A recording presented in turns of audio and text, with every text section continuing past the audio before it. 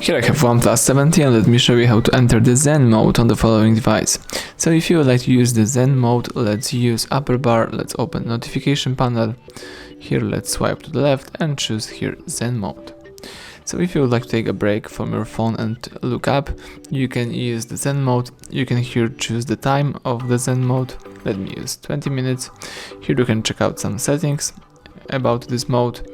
You can also here use some statistics. For example, you can use the scheduled reminder of the Zen mode. You can also here set up some things. If you are ready, let's tap let's go. Here are some rules.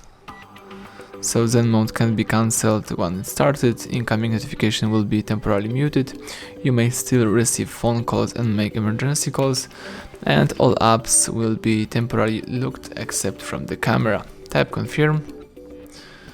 As you can see, the Zen mode is activating, and that's it. You're off and you can just enjoy some other activities, and as you can see, you can't skip this mode. So